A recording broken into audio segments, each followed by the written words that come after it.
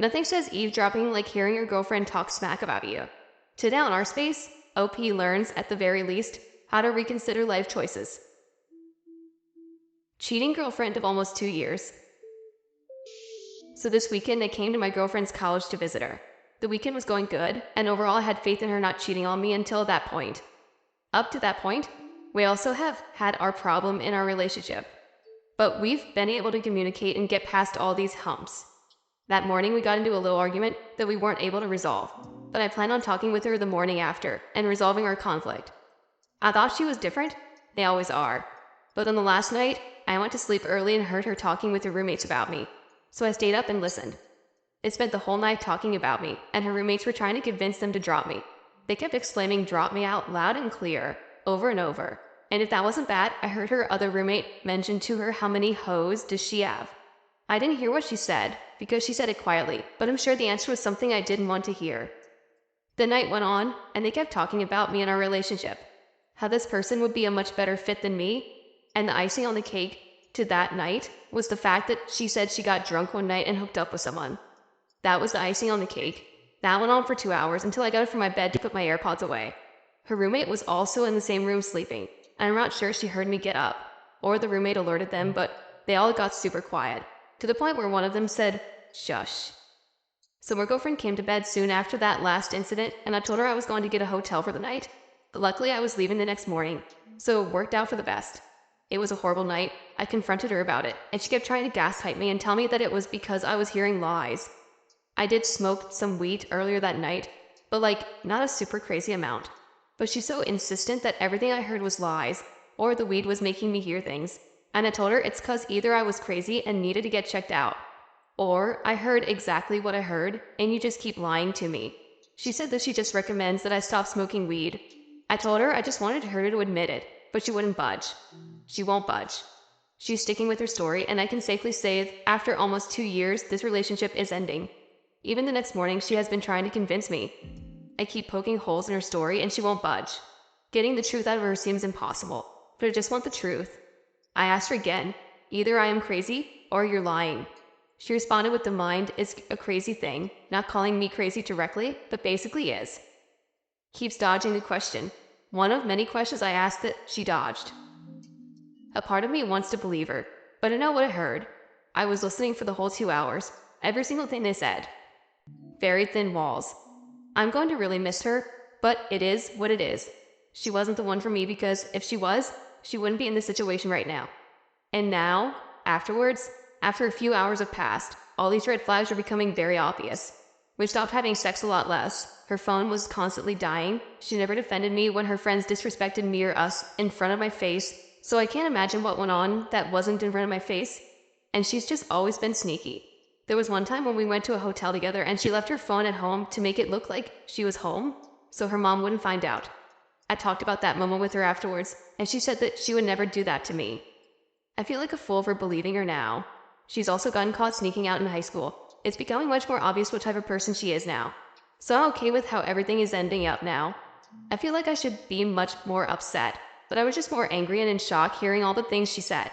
Now I just keep doubting myself, thinking, did I make the right decision? Or maybe I'm just actually crazy and heard the whole 2-hour conversation in my head? I don't know anymore. I'm just going to miss her. And now an update. So I said my final goodbye. I took some hours to recoup and told her very calmly that out of respect for this relationship we had, I would still like to be somewhat cordial, since we work at a job together that's maybe a handful of times a year, and I don't want to quit because the pay is too good, and it is a cool job. So we might see each other every now and then. She responded very aggressively, of course, but then mellowed out, and we had a nice talk. I don't want to get back together with her at all, and I don't care about knowing the truth anymore. I heard what I heard, and that's enough for me. So that will be our final talk. Part of me wants to hate her, and maybe I should, but I will just chalk her down as a lesson and move on. Nothing good comes from hate and resentment. I still have to see her in a month to make our official exchange, so we'll see how that goes. But other than that, I picked myself up today and forced myself to work out, so I got a 12-mile bike in today. Watched a good podcast, read a chapter of one of my books, and had a good sauna session today. I also did some good studying for my coding school that I'm in currently. I'm ready and excited to become an individual and to put myself as the priority again. She's wasted enough of my time and I won't let her waste any more of it. I'm 21 years young and still have a whole life of experiences to live. Someone from the community says, I've always believed long-distance relationships never work out in the long run. Separation makes cheating a very easy thing to do. Next morning wanted to reconcile with you, keep you because cheaters usually trade down with an affair barter. Cheater's guy is probably a habitual bedpost notcher, and you have a much better wage earning job than she does. Leave, don't say goodbye, don't look back. The OP replies, yeah, it's just been real tough, especially because she was my first relationship with the girl I truly loved. But luckily, I have some good family and friends I was able to talk to and feel much better. I know it will keep hurting, but in the end, this is the right choice. She never respected me enough to at least even have my back. And now I notice this whole tower of lies she's built, and it's falling apart, which makes it easier to at least try to forget her. Seeing how she was just playing and manipulating me this whole relationship. But I just thought she was the one. But if she was truly the one, we wouldn't be in this position. At this moment, what hurts the most is the fact that it seems she's moving on so quickly being without me. When I left the hotel, she told me that I left so quick and didn't even fight for her or want to communicate about this. It's all about communication, but I realized she has a victim's mentality. And her form of communication was just her opportunity to manipulate me. She's always been the victim and I've always fell for it. Honestly, good for you, OP. Even if she wasn't cheating on you at that point, why would you want to be with anyone who wasn't defending you to her so-called friends? And if it seems like she's moving on quickly from this, it's because she already moved on while you were together. She was halfway out the door. Like you said, you're 21 years young. You legit have your whole life ahead of you, and you'll find someone who won't have to defend you to her friends. Update. Aftermath. So it has been a little over a year since that whole me catching her cheating happened. If you haven't read the original post explaining it in detail, it should be on my profile. But to sum it up shortly, I visited my girlfriend's college for her birthday, and I was in bed trying to go to sleep, until I heard her and her roommates mentioning her and me and talking about us. Just a brutal 2 hours unfiltered conversation of hearing all the things she has done. So I sat there in bed, listening for 2 hours until she got back to her room like nothing ever happened. And I left that moment to get a hotel for the night. I remember when I got up, just a shock of like, did I just imagine everything? But I didn't let myself be manipulated again. I packed my things and left. I didn't even conversate with her. As I'm walking out, I get up to leave and she asks, why are you leaving? You know exactly why. I heard what I needed to hear and was just trusting my own ears because I can't even trust myself. Then who could I even trust? I was aware of her manipulation and wasn't going to fall back into that trap. Fast forward a few months, we somewhat kept in contact. Yeah, pathetic, I know. Part of me was just hoping that maybe that I can change her, or that she can be the person that I know she could be, or thought she could be at least. So we just go on dates as friends, basically. What's even more pathetic is that she continued to disrespect me multiple times, and I still believed that she could maybe change. One time, I went out with my friends and I saw her there. I just went over and said hi, and she just kind of shrugged me off. But my mood just changed completely. I was just saddened to see her there. And what's even worse is that I walk in and see her dancing with someone else, and she bumps into me, which made my mood even worse. But it gets worse. When I'm leaving, she offers to dance with me and I take her up on that happily. And we were dancing fine until she told me that I still haven't apologized for that night. As pathetic as I was that night, thankfully I did not apologize, and she just ran off crying to her friends. I left her right after. But I caved and texted her that night apologizing. So it still ended up being even more pathetic somehow. Even more pathetic, during the Valentine's week, specifically when I was watching the Super Bowl, I ended up texting her that I missed her, and don't get a response for another 3 days saying that she's been thinking about me too. Yeah, I knew this was all very pathetic. For as good as I was doing for myself by focusing on myself, I made a fool of myself. And we continued talking on and off for a few months, but it was just different. I stopped holding my tongue and started just saying what was on my chest. Because I never wanted to bring up anything bad because I wanted to try to preserve the relationship, but after that, I was just done with that. I was done holding my tongue after being continually disrespected like that, so we stopped talking for a bit. Occasionally seeing each other at work every now and then, but just as coworkers really. Then decided to just stop texting her and move on. I started talking to this girl who was then great, and we talked for a few months. And when this girl posted a picture of us on her story, my ex instantly came to my messages and started texting me. She texted me at first just saying she wanted to talk about us, but I knew why she was texting me. So foolishly, I took her on her offer to talk to her in person. At this point, this girl was just a friend. Because I was just so scared of the relationship and just wasn't ready for one, so then I told her this. And then we continued talking, but the dynamic changed again. I didn't really see an opportunity for us, considering everything that has happened up until now and all the disrespect I took.